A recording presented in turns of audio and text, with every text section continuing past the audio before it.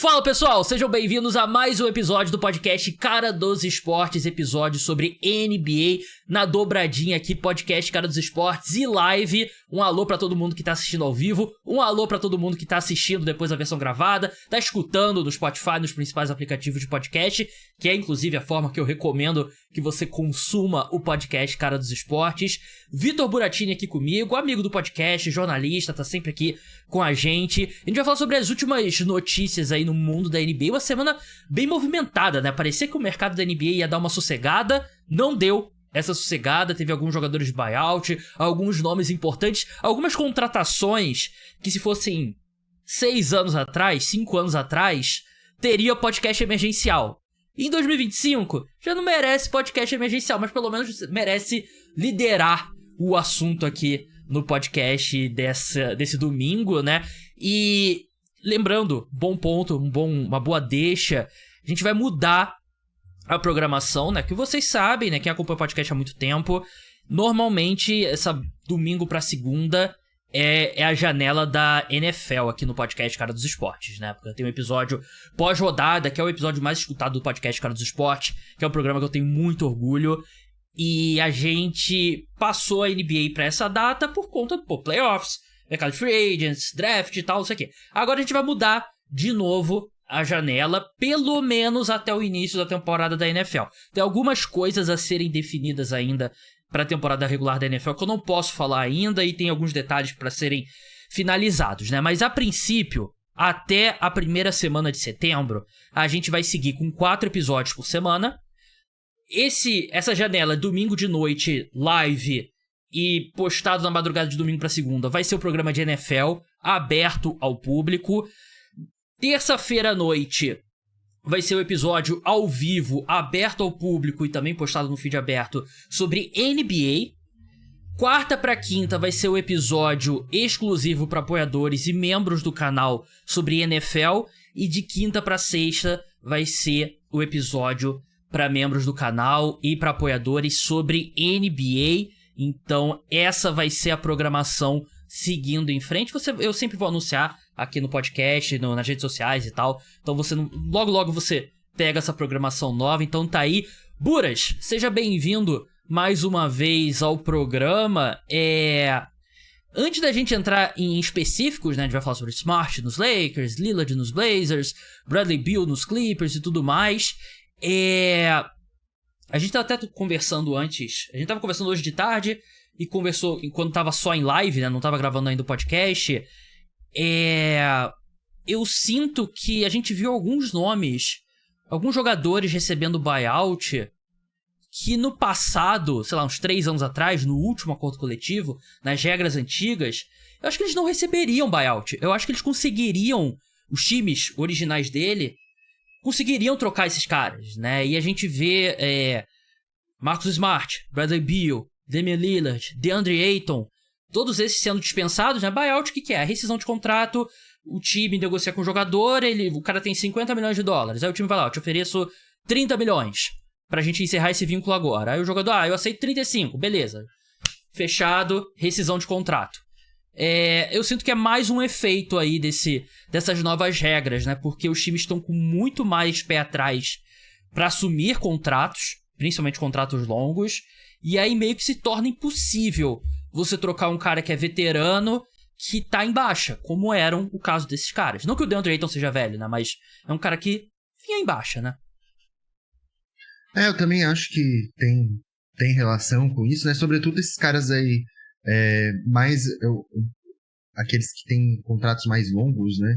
Aí, que era o caso aí do Lillard, o caso do Bradley Beal também, que eram caras que tinham mais anos de contrato do que apenas um, né? Mas eu acho que as equipes, elas estão com mais receio de abrir mão de ativos, né? Porque, sobretudo, escolhas de draft, que a gente sabe que com esse novo acordo coletivo, as suas escolhas de draft, elas passaram a ter muito mais valor. Porque vai ser, às vezes, no draft ali, numa escolha de segunda rodada, que você pode pegar um cara que é um role player que vai ser muito importante para você nos próximos anos, justamente por conta do desempenho e pelo salário mais baixo, ao invés de você ter que ir no mercado contratar um cara que às vezes vai custar, sei lá, 15 milhões de dólares por temporada, vai fazer você entrar, pagar taxa, enfim. Então acho que as equipes elas estão com mais pé atrás aí de de gastar seus ativos, né? E realmente é uma free agency aí que a gente viu muitos jogadores rescindindo aí o contrato. Eu não lembro de nenhuma vez em que na free agency a gente teve um cenário parecido. Às vezes a gente vê, é mais comum a gente ver esses buyouts depois ali da trade deadline. Aqueles caras que estão na última temporada de contrato deles, às vezes estão numa equipe ruim, que não tá batalhando por nada, eles vão lá e rescindem para assinar com um contender. Mas assim, nessa fase, antes da temporada começar, eu não lembro realmente, porque a gente teve aí Cole Anthony, teve DeAndre Ayton, enfim, teve muita gente que poderia, é o que você falou, que teria valor talvez de troca daqui a uns anos, mas hoje em dia as equipes não vão abrir mão de nada por eles, mas eles podem acabar rendendo bem assim, considerando o contrato que eles recebem.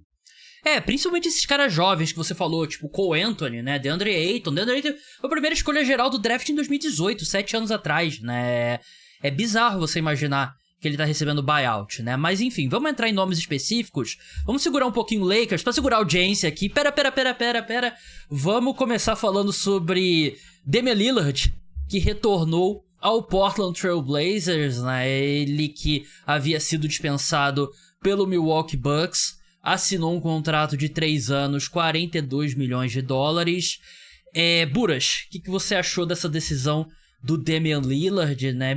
A sensação que dá é que as questões fora da quadra, questão pessoal, família dele que ainda mora em Portland, acho que foram o principal ponto aqui nessa decisão, mais do que... Porque a gente, de fora, a gente pensa sempre muito, pô, vai pra um contender, vai brigar por um título e tal, não sei o que, mas...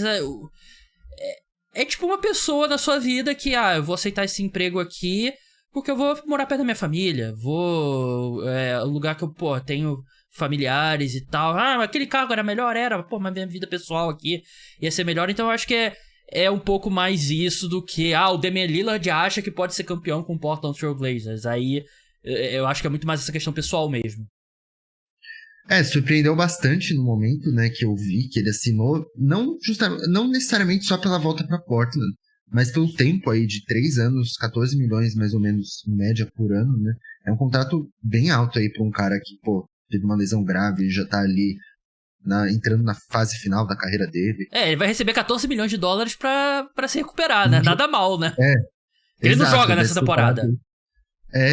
Então assim, me surpreendeu a duração do contrato, mas Portland pode fazer isso hoje, né? Não tem a folha salarial tão comprometida aí.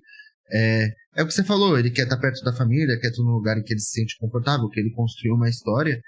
Acho super válido e super legal, assim. Ele talvez meio que abra mão de ser campeão, né? Porque, enfim, não acho que Portland nesses próximos 3 anos vai conseguir ser aí um time que vai brigar nas cabeças, que vai ser um contender no Oeste. Óbvio que tudo pode mudar, mas hoje a gente não consegue imaginar isso. Mas eu achei uma adição interessante aí. Portland tem um elenco jovem, acho que ele pode ser importante aí para muitos jogadores, pode ser um bom mentor.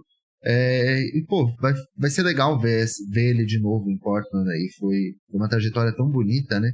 Então, fiquei feliz pelo Lillard, fiquei feliz. Espero que ele consiga aí nessa etapa final da carreira dele ainda render de alguma forma, né? Óbvio que acho que ninguém imagina que ele vá ser, sei lá, 50% do jogador. 50% do jogador que ele era impossível, assim, até porque ele já vinha aí numa decadência, digamos assim, mas sim, se ele conseguir render, ajudar os jovens, ser positivo, vai ser bem legal aí. Eu tô com uma tela aqui sobre as transações do Portland Trail Blazers, né, na temporada, vamos passar por ela aqui. Basicamente chega Damian Lillard, chega Jrue Holiday, ele selecionou na primeira rodada o Han Sen-Young, pivô chinês, né, e saíram o Anthony Simons e o DeAndre Ayton, né, que a gente já falou, né, até é engraçado, a gente tava conversando, né, a sensação que o Blazers tava tão envolvido nas movimentações do mercado e tal, mas acabou que 3 caras chegaram, um deles no draft, 2 saíram, né, não foi nem tanta movimentação assim, né, e aí você olhando pro depth chart do Portland Trail Blazers hoje, Buras, né, hoje a gente tem basicamente a tendência que seja Jrue Holiday titular, né, ao lado do Toumani Camara, né, que fez uma temporada muito boa na última temporada, foi uma grande revelação do Blazers, o Danny Avdija, né, o Jeremy Grant e o Donovan Clingan. E aí você tem na rotação, você tem Sheldon Sharp, você tem Scoot Henderson, Matisse Thybulle, o Hansen Young, que a imprensa dos Estados Unidos tá botando Young Hansen, mas tá errado. Robert Williams, né? Os 30 jogos dele na temporada, ele vai jogar bem, né? E o Lillard aparece aqui embaixo porque ele não vai jogar nessa temporada aqui, né? Isso aqui... Buras, se o Portland Trail Blazers estivesse na Conferência Leste, eu ia te dizer, pô, no melhor dos cenários aqui, quem sabe pode pegar um play-in. No Oeste, esquece, é loteria de novo e talvez não seja tão ruim, né? Talvez seja, assim, no plano do Portland Trail Blazers, né? Eu acho que é um plano plausível. É o último ano de Scoot Henderson, arremessa aí, dessa galera jovem. O que é o Donovan Clingan? O que é esse pessoal? E aí, ano que vem, com o Lillard voltando, vamos ser um time sério. Seria o meu palpite pro Portland Trail Blazers. Eu acho que é um bom plano. O Blazers teve até um fim de temporada bem interessante, né? No último ano, aí ele teve uma melhora ali no fim. Eu acho que tem aí os jovens, tem bons jovens, né? Como Scoot Henderson, Shadon Sharp, o Clingan, o próprio Toumani Camara. Tem uma galera boa aí que pode ficar aí a longo prazo na equipe, né? Mas ainda realmente é uma equipe que está longe de competir por alguma coisa mesmo, assim. Acho que o teto seria, sei lá, 11º no Oeste, talvez 10º, assim, com muita sorte, mas não vejo a equipe pegando playoffs. E é isso, eu não acho que tem que ser esse objetivo, tem que passar longe dos playoffs, inclusive. Tentar pegar aí mais uma escolha alta para o futuro ser aí melhor, o futuro mais próspero aí. Mas o que você falou, assim, a equipe pareceu se movimentar muito, mas não teve tanta coisa, não. O Hansen Young é um jogador interessante aí, mas muita gente se surpreendeu quando ele saiu, né? Eu me surpreendi pra caramba, porque, assim, eu não fui a pessoa que tava mais ligada nesse draft, né? Mas a gente conversou, a gente tinha conversado antes, você me falou que era um cara pra sair ali no fim da primeira rodada, começo da segunda, aí ele saiu em 16, eu fiquei, caraca... Foi o Blazer não parece estar fazendo algo certo, assim. Ainda mais porque a equipe tem vários pivôs, né? Tem o Hansen Young, na época tinha ainda o DeAndre Ayton, mas tem o Hansen Young, tem o Clingan, tem o Boop Reef, né? Sim. E tem o Robert Williams, você citou. Eu imagino que o Robert Williams até pode ser um nome para ser trocado, né? Mas o Blazers aí não deve competir por grande coisa nessa temporada, mas quem sabe na próxima. O outro objetivo da temporada deveria ser: vamos fazer o Jeremy Grant e o Robert Williams jogar bem pra gente trocar eles. Porque não se alinham, né, nos planos. Aí o Robert Williams... Cara, o sonho aqui pro Blazers deveria ser o Robert Williams ficar saudável, começar bem a temporada, e no minuto que o valor dele tiver minimamente recuperado, troca. Porque vai ter alguém querendo um pivô, né? É inevitável. Vamos passar pro Lakers agora, né? Vamos segurar muito a audiência, não. Você que tá ao vivo, deixa like, deixa comentário, se inscreve no canal. Tudo isso é muito importante. Segue lá no Spotify. Eu recomendo que você escute o podcast Cara dos Esportes quando você estiver indo pro trabalho, pra faculdade, pra academia. Bota lá no fone de ouvido, vai escutando no Spotify. Vamos falar sobre Lakers. Marcus Smart é jogador do Los Angeles Lakers, né? As más línguas. Se eu fosse maldoso, eu diria que o Marcus Smart está realizando o sonho do Jason Tatum, que é ser ídolo no Celtics e ir pro Los Angeles Lakers. Aliás, Buras, primeira coisa, eu falei no vídeo que o Marcus Smart era ídolo do Celtics e muita gente reclamou. E eu vou dizer assim, vocês que estão reclamando, vocês são malucos. O Marcus Smart, tudo bem, ele não é no nível Larry Bird, Bill Russell, Paul Pierce, mas, pô, ele é um ídolo do Boston Celtics. Pô, concordo com você, até porque quando ele foi trocado, teve uma choradeira gigante, que eu lembro. E assim, olha que ele foi trocado por um bom valor na época, né? Então, assim, a galera tinha ele tinha muita identificação com a equipe em si, e ele foi muito importante em muitas campanhas boas do Boston, então eu acho meio discutível que ele é ídolo. É o que você falou, ele não tá no panteão maior, mas ele é. Não tô falando que ele é um dos 5 melhores jogadores da história do Celtics, não, mas idolatria é muito subjetivo, né? E ele pegou... Sim. Ele roeu o osso ali numa era muito ruim do Boston Celtics, né? Ali, início dos anos 2010, né? Até o time engatar ali com o Tatum, teve aquele ano do Isaiah Thomas e tal. Ele era o cara que mantinha tudo ali, né? Cara de energia e tal. Então, bom que você concorda que vocês aí do Instagram e do TikTok que estavam me zoando, falando, ele não é ídolo, vocês estão malucos. Ele assina com os Lakers por 2 anos, 11 milhões de dólares, né? Como o Buras bem falou, ele foi trocado pro Celtics do Celtics para o Memphis Grizzlies, que é engraçado que foi uma troca envolvendo 3 times, né? Celtics, Grizzlies e Wizards. Só que ele foi pro Grizzlies e na última temporada ele foi pro Washington Wizards. Ele foi parte da troca que mandou o Porzingis e uma escolha de primeira rodada pro Celtics, né? Que foi um assalto do Celtics.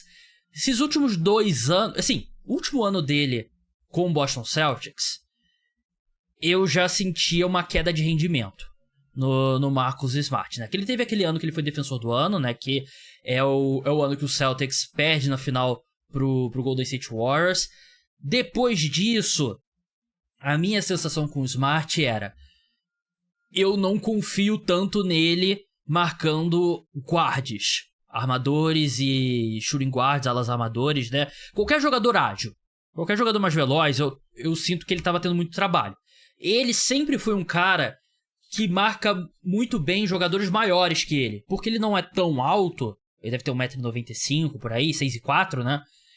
Mas ele sempre foi muito forte. E eu sempre achei que ele segurava muito bem as pontas contra caras maiores. Eu ainda acho que ele é capaz de fazer isso, mas claramente é um jogador em declínio, um jogador que das últimas 164 partidas possíveis de temporada regular jogou 54. E, assim, jogador nessa idade que começa a se machucar muito, não costuma... com 32 anos ele para de se machucar e volta a ficar saudável, né? Não costuma ser um processo reversível. Dito isso, Buras, pelo que os Lakers... Primeiro que eles não trocaram pelo Smart. O Smart estava livre no mercado. E pelo preço que eles estão pagando, 5,5 milhões, eu acho que é uma ótima aposta para os Lakers. Não, eu concordo plenamente com você. O Smart, nas últimas 2 temporadas, ele mal jogou. A passagem dele pelo Grizzlies foi bem ruim, né? Porque justamente por conta das lesões, ele era um cara que ele chegou com grande expectativa, mas acabou não conseguindo aí ter o desempenho em quadra, né? Já tá aí com 31 anos de idade, com a idade avançada. A gente sabe dos problemas ofensivos dele, que ele é um cara aí que não tem um bom arremesso. Mas assim, por 5,5 milhões, o Lakers assinou com ele como free agent, teve que cortar o Shake Milton, que... Pô, reforço. Então assim, eu acho uma aposta excelente, assim, ele traz a defesa, né, que o Lakers tanto precisa, né? Eu imagino que ele não vai ser um cara que ele vai ter uma minutagem muito alta, então assim, o que vai ajudar ele talvez nessa questão das lesões, enfim, ele talvez não ter uma carga tão grande. Se ele for um cara ali de 22, 25 minutos por noite, acho que tá ótimo, assim. Acho que ele pode entregar bons números e boas atuações. Então, assim, é uma aposta muito boa pro Lakers. É que, assim, o Lakers se esperava mais dele nessa free agency, né? Mas essa movimentação, assim, se a gente pegar ela no vácuo, é muito boa. A gente até tava conversando sobre isso, né? E botar as transações aqui dos Lakers na tela, né? Chega o Marcus Smart, DeAndre Ayton, né, e o Jake LaRavia, né, ex-Memphis Grizzlies, saiu o Dorian Finney-Smith. Essas 3 contratações, Smart, Ayton e LaRavia, isoladas, você pega cada uma dessas 3 contratações que os Lakers fizeram, LaRavia, Ayton e Smart, foram boas contratações. Foram bons valores, né? Todas elas são muito... Não só defensáveis, são elogiáveis. Só que são aquelas contratações ali que você tá arredondando o seu elenco, né? E o Lakers precisava de mais do que arredondar o elenco. Precisava de uma movimentação grande, né? Precisava, na minha opinião, trazer um pivô mais qualificado ou, de repente, fazer um upgrade na posição do Rui Hachimura, né? E isso os Lakers não fizeram. Então por isso que dá a sensação, e eu entendo o torcedor dos Lakers que reclame da off-season, né? Eu acho que faltou aquele grande movimento, e acho que muitas vezes os times evitam erros não fazendo grandes movimentações, só que como eles não fizeram, a gente nunca fica sabendo, né? Então, de repente, tinha alguma proposta absurda, tipo, o Lakers tinha uma proposta na mesa pra contratar o Nick Claxton por, sei lá, 5 escolhas de primeira rodada e o Austin Reeves. Dando um exemplo aqui. E eles, isso aqui é um absurdo. E aí a gente pensa, pô, o Nick Claxton, pivô do Nets, bom jogador, mas se tivesse feito essa troca, seria um absurdo. Então, evitou, entre aspas, tô dando um exemplo, né? Não tô dizendo que isso rolou de fato. Então eu acho que nas margens os Lakers melhoraram, né? Só que se tivesse uma grande movimentação por cima dessas três, eu acho que seria uma off-season muito boa pra equipe. E claro, tem toda a polêmica com o LeBron ainda, né? Assim, eu também acho que em questão de elenco, eles melhoraram. Acho que, assim, se eles talvez tivessem mantido o Dorian Finney-Smith, a gente olharia talvez bem melhor, assim, pra essa off-season, porque a perda dele, acho que poucas pessoas esperavam que ele fosse sair, né? E ele foi um cara que ele chegou na última temporada ali, chegou bem, teve boas atuações, e é um cara que é um role player importante ali, traz defesa, traz pontuação ali, bom aproveitamento nos arremessos. Mas o Lakers, pra mim, ele melhorou, só que assim, a galera que tá ali meio que no mesmo bolo dele, no Oeste, melhorou mais. Então assim, eu espero uma campanha do Lakers talvez até pior do que na última temporada, porque os adversários ali, a galera que tava naquela, ali entre, sei lá, terceira e sétima posição do Oeste, ali, Denver Nuggets, Houston Rockets, Los Angeles Clippers, foram equipes que pra mim melhoraram mais do que o Lakers. Então, assim, faltou algo pro Lakers, mas, assim, essas três movimentações em si, elas foram boas, foram valores justos, não pagou demais nenhum jogador, só que são três role players ali que talvez eles não tenham um impacto tão grande quanto se espera. Vamos passar pelo depth chart dos Lakers agora, né? Basicamente, você tem 4 titulares voltando, né? Luka Doncic, Austin Reeves, LeBron e o Rui Hachimura. E o DeAndre Ayton vai ser o pivô titular da equipe, né? E aí você tem Gabe Vincent e Marcus Smart na reserva ali de guards, né? Você tem o Jake LaRavia e o Jared Vanderbilt, que eu acho que os dois podem fazer um pouquinho a 3, um pouquinho a 4. O Vanderbilt pode fazer até um pouco a posição 5, né? Você tem o Jackson Hayes também, você tem o Max Kleber, você tem o Ado Thierry, né? Que veio ali no draft. O Goodwin, Jordan Goodwin, eu achei que ele teve bons minutos ali na reta final da temporada. É um bom jogador. Bom defensor. O Dalton Knecht, que, cara, é complicado o Dalton Knecht, né? Porque ele teve alguns sinais positivos durante a temporada, mas aquela troca que foi desfeita tirou totalmente a temporada dele de calouro de rumo. E ele vai pra Summer League ali, eu sinto que numa vibe de, pô, vamos recuperar o valor do Dalton Knecht e tal. E ele tá fazendo uma Summer League bem ruim também, né? E eu não sei, Buras, é exagerado de questionar se tem salvação a passagem do Dalton Knecht, porque é foda você é trocado, você é escolhido na primeira rodada, 6 meses depois você é trocado, e aí você volta pra uma questão fora do seu controle. Eu sinto que ele precisa se reencontrar, o Dalton Knecht, e não sei se é um cara que você pode contar que seja um cara de rotação, né, nessa altura. É difícil, né, porque psicologicamente deve ter afetado bastante o cara, né, ele foi trocado, basicamente falar, você é meio descartável, né, digamos assim, né, e aí ele tem que voltar porque deu treta com outro cara que ia vir pro lugar dele. E aí o que você falou, também fez uma Summer League ruim. Essa Summer League, assim, sobretudo para jogadores aí que estão indo pro segundo ano, era aquele momento dele deitar e rolar. Ninguém vai falar que o Bronny tá jogando melhor que ele na Summer League. Eu vou falar. Ninguém vai falar isso. Pode falar, e tá, né? Sim. Bronny surpreendendo, né? Uhum. Mas, realmente, e assim, talvez a gente olhando pro banco, né? O Dalton Knecht, assim, entre todos esses caras aí que você falou, ele, mesmo bem ruim, assim, uma fase muito ruim, ele talvez seja a principal esperança aí de pontuação do Lakers, né, na segunda unidade. O que diz muito sobre os problemas da segunda unidade do Lakers, né, que é o que você falou, é Gabe Vincent, é ele, é o Smart, é o Maxi Kleber, o Jared Vanderbilt. Nenhum desses caras aí você imagina que vai ter, sei lá, 10 pontos de média atualmente, sabe, vindo do banco, sobretudo. Então, é uma situação complicada aí do Lakers, viu? Olhando pra esse depth chart dos Lakers, né, eu imagino que o que o J.J. Redick deve estar pensando de rotação é você ter esses 4 caras no backcourt e você vai ter, na maior parte do jogo, ou o Luka Doncic ou o Austin Reeves com ou o Gabe Vincent ou o Marcus Smart. E a questão sobre o Marcus Smart vamos ser bem sinceros, as pessoas a última vez que 99% dos fãs de NBA assistiram Marcus Smart jogar foi no Boston Celtics, né? Então muita gente ainda tem aquela memória do Marcus Smart, defensor do ano, né? Um dos melhores defensores da NBA e tal. Ele não é mais esse cara.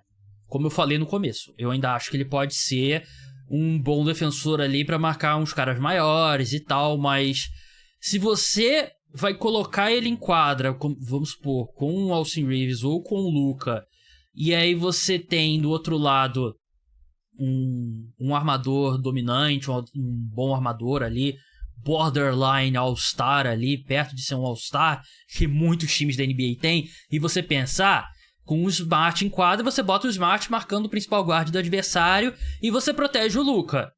Não é um bom plano. Assim, eu entendo porque o Luka e o Austin Reeves são muito ruins defensivamente, mas o Marcus Smart não é mais esse cara.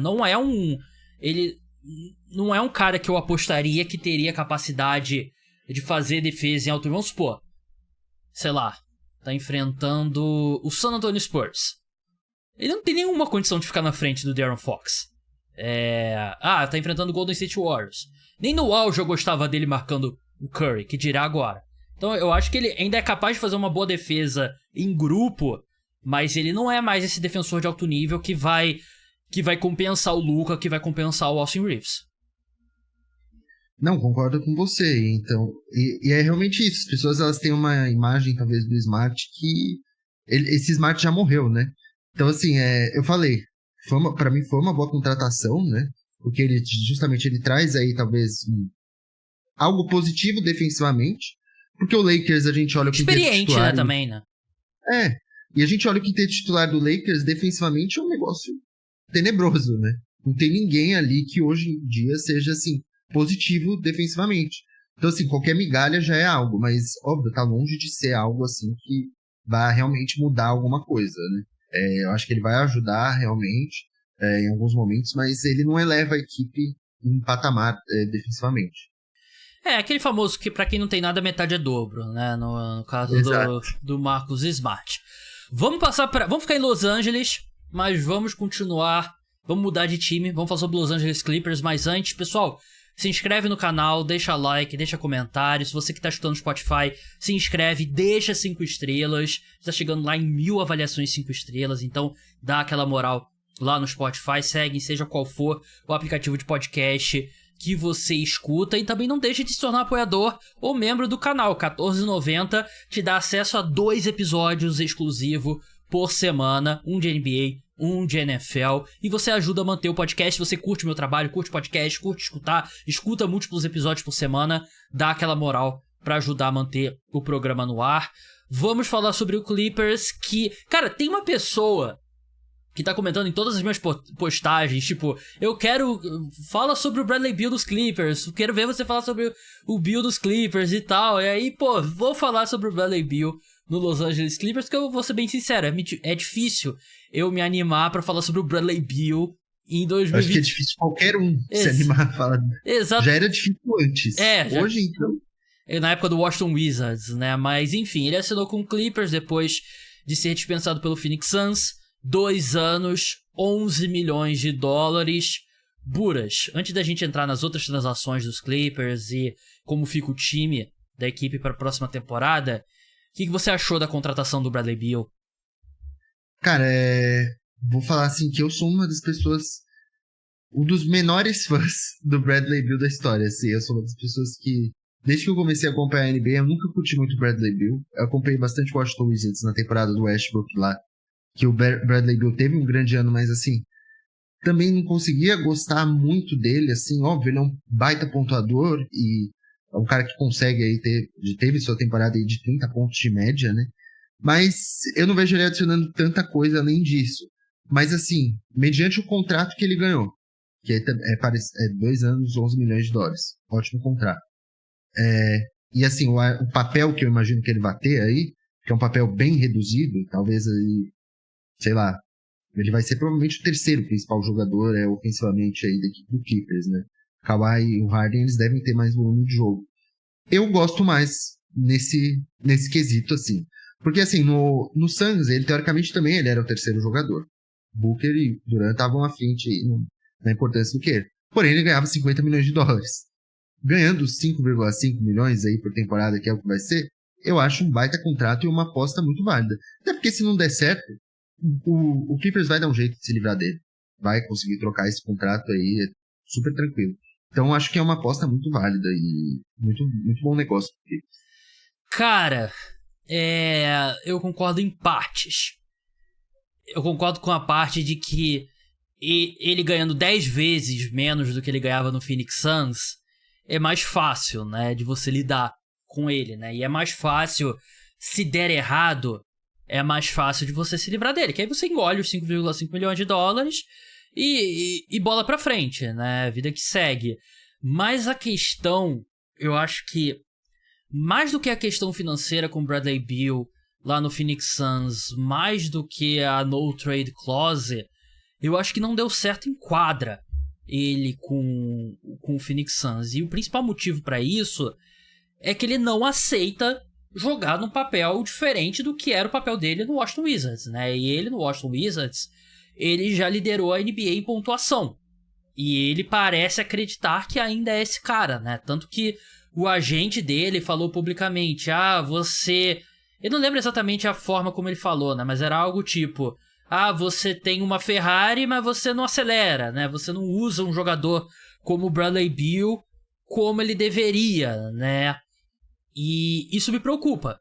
Isso me preocupa porque eu entendo, acho que pelo valor realmente acho que vale a aposta e, de novo, é mais fácil você se livrar dele com esse salário e sem a cláusula de veto de trocas. Mas eu tava gostando da off-season do Clippers até agora. O meu medo é ter sido uma movimentação além do que eles precisavam, né? E no papel eu entendo, né? Porque eles perdem o Norman Powell, que na primeira metade da temporada, principalmente, ele carregou muito piano de pontuação, né? Ele caiu de rendimento ali depois do All-Star Break e tal. Mas ele chegou até a ser cotado, né? Sim. Ele deveria ter ido pro All-Star, inclusive. E acho que no papel você pensa, o Bradley Beal pode suprir essa ausência do Norman Powell, né? Mas eu acho que o Bradley Beal traz mais questões ali que... não só a questão financeira, a questão de aceitar o papel, né? E passando pelas transações dos Clippers, eles trazem o John Collins e o Brook Lopez, né? Além do Bradley Beal. Perderam o Norman Powell, como eu falei, e o Drew Eubanks, né? O pivô barra power forward ali, né? E aí você olha pro depth chart do Los Angeles Clippers agora, você tem James Harden, Bradley Beal, Kawhi Leonard, John Collins e Vika Zubac. E aí você vem do banco Bogdanovic, Chris Dunn, Nicolas Batum, Derrick Jones e o Brook Lopez, né? Que são 10 jogadores legítimos ali de bom nível que você pode confiar, né? E a minha primeira reação vendo essa troca, né? É até pensando, de repente o Chris Dunn continua como titular pra você ter um cara defensivo ao lado do Harden, né? E o Bradley Beal sendo o cara sexto homem, né? Trazendo ali pontuação vindo do banco. A questão é se o Bradley Beal vai aceitar isso, né? Porque eu acho que Harden e Bradley Beal e Kawhi dividindo a quadra por muitos minutos, eu não sou muito fã, não. Eu também não curto muito, mas eu acho que vai acabar rolando, né? Porque é difícil a gente imaginar o Bradley Beal... É o que você falou, né? Se ele já tinha alguns problemas para aceitar um papel reduzido no Suns, imagina ir pro banco de reserva, sabe? Ele é um cara aí que ainda tem 32 anos, ainda tem condição de render aí um bom nível, mas não, obviamente, no nível aí do Wizards, né? Da época do Wizards, porque era basicamente lá... Ele tinha passe livre para arremessar quantas bolas ele queria pro jogo. Vi até aqui agora há pouco, ele teve temporada que ele arremessou 23 bolas pro jogo. Então, assim, é um volume que ele nunca mais vai ter na carreira. Mas eu acho que ele não aceitaria ir pro banco de reservas, apesar de fazer sentido, como você disse, né? Falando mais da rotação do Clippers, cara, que, assim, o Clippers ele deve fazer, sei lá, uns 4, 5 anos que ele tem uma das rotações mais povoadas da NBA, né? Sempre uma equipe aí que a gente fala com, no mínimo, 8, 9 jogadores com alto nível que podem jogar e ter minutos relevantes. E mais uma vez isso vai se repetir nessa temporada. Teve a adição do Beal, como a gente já comentou. E assim, eu gosto também da adição do John Collins, apesar de tudo, apesar dos problemas que ele tem, eu acho ele um jogador interessante, ele é um ótimo reboteiro, ele é um cara que ele consegue passar a quadra, apesar dos problemas ali defensivos que ele tem, mas Eu acho que ele pode encaixar legal com o Zubat.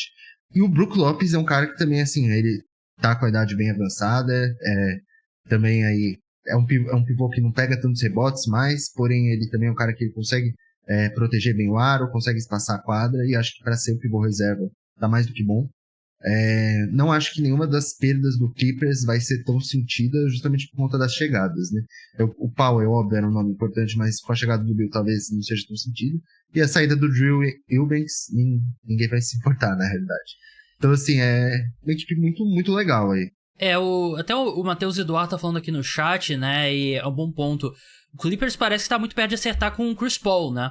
O retorno do Chris Paul, né? Ele que foi o principal jogador da equipe ali na era do Lob City, né? Os melhores anos do Chris Paul. Não, se bem que ele teve uma fase muito boa antes disso em Nova Orleans, antes disso, né? Mas o Chris Paul jogou muita bola lá e eu ainda gosto do Chris Paul, cara. Eu ainda acho que o Chris Paul, pra ele te dar ali, sei lá, 15 minutos vindo do banco, te dar um ritmo diferente, organizar ali tua segunda unidade, eu acho que o Chris Paul ainda pode fazer isso muito bem, né? Ele acabou de jogar 82 partidas com isso com quase 30 minutos de média, né? Sim. Ele teve uma minutagem relevante. Foi absurdo. O Chris Paul ainda é um jogador útil, mesmo nesse estágio da carreira, né? E você falou sobre o John Collins, eu acho engraçado o arco da carreira do John Collins, né? Porque eu lembro perfeitamente... Eu não sei se eu falei no podcast ou se eu escrevi isso, né? Eu acho que eu falei no podcast, né? Porque ele começa a carreira dele no Utah Jazz, né? No Atlanta Hawks. Depois ele passa pelo Utah Jazz. E eu lembro dele no Hawks. A minha sensação era que, tipo... Pô, eu acho que ele chegou muito tarde na NBA, né? Porque um power forward mesmo, como é o John Collins, na época ali do small ball, eu acho que ele não fazia tanto sentido, né? Porque ele não era um cara que você podia botar na posição 5, né? Por justamente as questões defensivas que o Buras falou, né? Só que a liga meio que deu um giro de 180 graus, né? E aí todo mundo voltou a querer ter um cara da posição 4 a moda antiga, né? Mais um cara grande e tal. E ele arremessou 39% de 3 na última temporada com o Utah Jazz, né? E eu sinto que ele ainda tem atleticismo pra fazer aquela verticalidade dele, de pegar a ponte aérea e tal. E a gente sabe como o Harden vai muito bem. O Harden vai ter ele e o Zubat agora, né? Pra jogar. Vai ser um show pra ele, hein? Sim, pro Harden é ótimo. E o Zubat, a gente citou ali, mas ele acabou não sendo ao NBA, né, no final, né, o Zubat, né? Mas ele poderia ter sido. Se fosse aquele esquema de, tem que ter 3 pivôs, o Zubat... Calma aí, deixa eu confirmar se ele foi ao NBA ou não foi, que agora eu tô em dúvida. Não, ele foi ao defensive. Que ele deveria, se fosse aquele... Não deveria, assim, se fosse aquele esquema, 3 pivôs, eu acho que ele foi o terceiro melhor pivô da temporada, né, o Zubat, né? Ele fez um grande ano, o Zubat, né? Ele era o terceiro melhor, muitas vezes o segundo melhor jogador do Clippers na última temporada. Então, eu tô com você, Buras. Eu não acho que eles vão chorar muito a perda do Norman Powell, não. E ainda mais se tivesse a chegada aí do Chris Paul, cara, pô, aí é uma equipe realmente aí que, com 11 nomes de rotação, 11 nomes que teriam espaço em basicamente todas as equipes da liga, né? Mas, realmente, assim, apesar de tudo isso, de todos esses elogios que a gente fez, eu volto a falar, o Clippers é assim há umas 4 temporadas, né? E ele sempre acaba decepcionando de alguma forma os torcedores. Então, assim, eu nem me empolgo tanto por isso.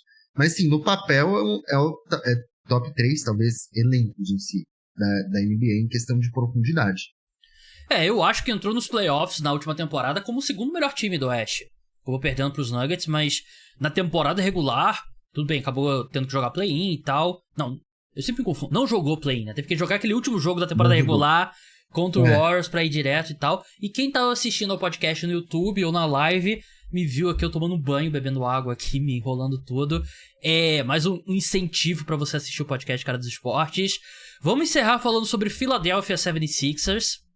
A gente viu na semana passada o Paul George, conseguiu se machucar.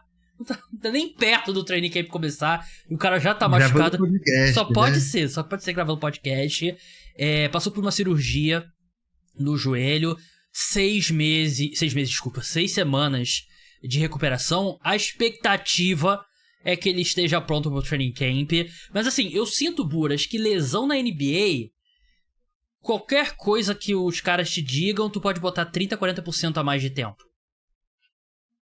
Talvez, ainda mais por ser o Paul George, Sim. né? Que é um cara que chegou com toda a pompa e até agora não apresentou nada. Precisam, de certa forma, mostrar algum otimismo com ele, né? Uhum. Mas, realmente, não sei se vai dar pra ele começar a temporada já jogando, né? E talvez, assim, nem seja o melhor, sabe? Tipo, talvez segura um pouco aí, sei lá, 10 jogos. Quanto precisaria ser as odds pra você apostar em Paul George em quadra no jogo 1 do Philadelphia 76ers? Nossa. Tinha que... Eu não entendo muito de aposta, mas tinha que ser boa, né? Cara, eu acho tinha que ser alta. Uns 15-1. Tinha que ser alta, Por tinha aí, que ser alta. Eu acho que... Nossa, e assim, a última temporada dele foi uma coisa, assim, tão horrorosa, né? Que, assim, a gente fica até agora sem entender o porquê que o Philadelphia 76ers ofereceu um contrato tão alto pra ele, né? Eu vi aqui, ele vai ganhar 51 milhões de dólares na próxima temporada. Com o Bradley Beal dispensado, eu acho que o Sixers tem os 2 piores contratos da NBA atualmente, com o Joel Embiid e com o Paul George. Não tá me vindo nenhum outro à cabeça. Exato, eu acho que sim, porque o Embiid também é uma... Assim, óbvio que tinha que pegar, né? Mas considerando que ele joga, os problemas dele também é horrível. Acho que a equipe deve pagar o quê? Uns 110 milhões os 2 somados? Sim. Deve ser... Eu tô vendo uma lista... 107 milhões de dólares os 2 somados, cara. Eu tô vendo uma lista aqui do Bleacher Report. Aliás, foi uma boa semana pra listas do Bleacher Report, inclusive, né? 1, 2 e 3 eram Bradley Beal, Joel Embiid e Paul George. Então saiu do Bradley Beal, né? Se bem que tá o do Jaylen Brown aqui, eu não sei se eu colocaria do Jaylen Brown na lista em quadro. Não colocaria. Mas assim, o do Beal era com certeza o pior também. Assim, que eu acho que dá pra discutir, mas pela questão de ser um valor menor, é difícil comparar, é o do Patrick Williams, do Chicago Bulls. Que não faz sentido nenhum ele ter assinado um contrato de 4 anos, 72 milhões de dólares. Nunca fez nenhum sentido e é um contrato péssimo. Mas outro cara aqui que eu vi e eu concordo, assim, sem muito alarde, eu acho que tem condição de subir nesse ranking, Buras. Jamal Murray, 4 anos, 207 milhões de dólares ainda pela frente. A última temporada dele foi bem decepcionante aí, né? Bem a salsicha, mas vamos ver. Ele é um que que pelo menos eu vejo esperança em apresentar algo, né? Paul George e Joel Embiid não tem nenhuma esperança. Quer dizer, é isso que a gente vai discutir agora. Alguma esperança, Buras? Tem alguma esperança, Joel Embiid? Quer dizer, vamos por parte. Paul George, acho que a gente já pode estabelecer que não, né? O cara não tem mais... Ele não tem mais ligamento no joelho, o Paul George. O Embiid deu uma entrevista longa essa semana pro The Athletic, falando sobre os momentos difíceis que ele passou, e realmente ele teve questão, o irmão dele que morreu, que foi muito triste e tal, e toda uma pressão, uma pressão psicológica ser atleta profissional e passar, sim, você pode discutir e tal, mas que é um peso, né, e tudo bem. O técnico do Joel Embiid chegou na entrevista coletiva e falou que ele era o último em todas as métricas nos treinamentos que o GPS media. Não falou isso, né? Mas perto disso. Mas, cara, tem como existir alguma esperança que o Joel Embiid, até a temporada de MVP, esquece. Isso, ele nunca vai jogar naquele nível por 60 jogos, 70 jogos numa temporada regular. Mas será que tem alguma esperança que ele possa ser um cara que, dosando mais na temporada regular, tipo, sei lá, em vez de você ter esperança de ter ele em 70 jogos, você ter 50 jogos do Joel Embiid em alto nível, do Joel Embiid que a gente já viu antigamente? Pô, eu particularmente, assim, eu entendo o torcedor do Sixers que vai ter a esperança e eu acho que eles têm que ter mesmo. Mas eu, como um cara que não torce pro Sixers, eu não tenho esperança nenhuma, assim, Ele é um cara que também, o Embiid, ele tá com o quê? 31 anos já? Enfim, o Embiid, a carreira dele inteira, acho que a gente ficou nessa de tipo, e se ele só jogar tal número de jogos na temporada? 31. E se ele só jogar rapidinho. Você tá falando, o cara já tem 31 anos. Eu tenho 33, tá, Buras? Você já falou 2 vezes. 2 caras mais novos que eu. Falando, pô, esse cara tá acabado, 31 anos. Pô, esquece, eu tenho 33, vou fazer 34 daqui a pouco. Não, mas assim, o Embiid, acho que a carreira inteira dele, a gente sempre falou, e se ele jogar, sei lá, só 60 jogos na temporada regular, jogando, sei lá, 30 e poucos minutos, não sei o que lá, será que ele chega bem nos playoffs? Nunca. A gente nunca chegou bem nos playoffs, sempre teve atuações abaixo do esperado, a maioria das vezes se lesionou antes dos playoffs até. Então, assim, eu não consigo, nesse estágio da carreira, ter mais esperança no Joel Embiid.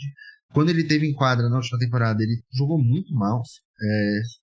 Assim, os números dele, as atuações em quadra, assim, ele é um jogador que também ele tem seus problemas, apesar de ser um ótimo jogador, ele tem alguns problemas ali, questão de turnovers, seleção de arremessos às vezes. Então, assim, eu não consigo mais ter esperança nele nesse estágio.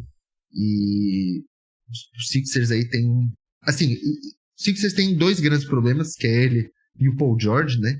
Mas eu acho que o Sixers também tem as suas esperanças, né? Que é ali o Tyrese Maxey, que é um cara que ótimo jogador também, vem de bons anos. Jared McCain, que acabou se lesionando ali, ele jogou o quê? Uns 30 jogos? Por aí, 30, 40, por aí. E quando teve em quadra, ele foi muito bem. Jogou muito bem, depois se lesionou, mas quando esteve em quadra, estava muito bem. Tem o garoto que foi draftado agora também, Ed Combe, que também é uma esperança. Então, assim, eles têm 3 jogadores jovens que eles podem montar aí uma coisa pro futuro com esses 3 caras, né? O problema é que nos próximos anos eles vão ter esses 2 contratos horrorosos que vão segurar eles de rodearem esses 3 com bons nomes, assim, nomes mais coesos. Mas eu teria um pouco de esperança se eu fosse torcedor do Sixers. Se conseguir até renovar com o Quentin Grimes, também seria um ótimo nome aí pra ter pro futuro, que é um cara de 25 anos aí, que ainda tem muito a render e foi muito bem na última temporada, né? Quando jogou pelo Sixers. Então, assim, o Sixers tem seus pontos positivos, tem seus pontos de otimismo, mas por conta daqueles 2 contratos ali, é difícil imaginar eles, dos 2 contratos e os 2 jogadores em si, né? Que são 2 caras que quando estão em quadra eles não rendem o que se espera deles, né? É difícil imaginar o Sixers, sei lá, chegando longe numa temporada. Eu acho que o Sixers hoje é uma equipe talvez consiga classificar para os playoffs, mas sem chance de mando de quadra pra mim. Eu acho que essa chance diz mais sobre o leste do que sobre qualquer qualidade do Philadelphia 76ers, né? E eu concordo 100% com você, cara. Eu não acho que dá pra confiar que o Joel Embiid vai conseguir voltar a ser um jogador que... Eu acho que ele pode ter ali, 2 semanas ali que... o Joel Embiid, você viu? 28 pontos, 14 rebotes no mês de janeiro, né? E aí você, o Joel Embiid voltou, aí ele se machuca. Eu acho que esse vai ser Ele se machuca um jogo antes do All-Star e fica fora. Vai ser o futuro do Embiid, vai ser isso, né? E eu acho que algo que me assusta sobre o Embiid é que, tudo bem, ele se machucou muito nessas últimas 2 temporadas, mas quando ele esteve em quadra, era assustador o quão diferente ele parecia, né? Ele parecia bem mais lento, bem mais pesado, e eu acho que algo que não se fala tanto ele era... cedo na carreira, um ótimo defensor e um excelente protetor de aro e tal, mas ele caiu muito defensivamente. Ele nunca foi o cara mais rápido, mas eu acho que pelo tamanho dele, pela envergadura e tal, ele conseguia segurar bem as pontas, se recuperar e tal. Só que agora ele não tem mobilidade nenhuma e ele tá se tornando um alvo. O que era uma força no jogo dele, eu acho que ele meio que se tornou um alvo na defesa para os adversários, né? Então, o que me leva a esse ponto que você citou, que eu estava até anotado aqui, né? Até passou pelas transações do 76ers até agora, né? Chegou o VJ Edgecombe, saiu o Yabusele, que eu achei que jogou bem na última temporada, né? E o depth chart do 76ers nesse momento é o Tyrese Maxey, Edgecombe, Jared McCain, Paul George, Joel Embiid, né? Eles têm atrás ali o Kyle Lowry, Eric Gordon, o Kelly Oubre, né? Que acho que até pelo preço do Kelly Oubre vale. Andre Drummond. Nossa, mas essa dupla, Kyle Lowry e Eric Gordon, os mais cozidos dos cozidos. Esses caras são mais velhos que eu. Andre Drummond também, Pistons Legend, Andre Drummond. Assim, esses 3 jogadores jovens, como você falou, né? Eu gosto desse trio. Tyrese Maxey, Jared McCain e Edgecombe. Era o meu jogador favorito no draft, o Edgecombe. Mas a questão é a seguinte. Os 76ers estão completamente travados, como você falou, por causa desses 2 contratos. E aí você pensa no futuro com esses 3. Eu não vejo em nenhum desses 3, nem no Maxey, nem no Edgecombe, nem no McCain, um jogador que pode ser o melhor jogador num time campeão. Eu acho que os 3 são muito talentosos, mas nenhum deles... Se eu tivesse que apostar que, qual desses vão ser ao NBA, vão ser consistentes ao NBA, não consigo ver nenhum desses 3. Acho que são 3 ótimos jogadores com bastante potencial. O Max é um pouco mais velho até do que... Já tá no segundo contrato, inclusive.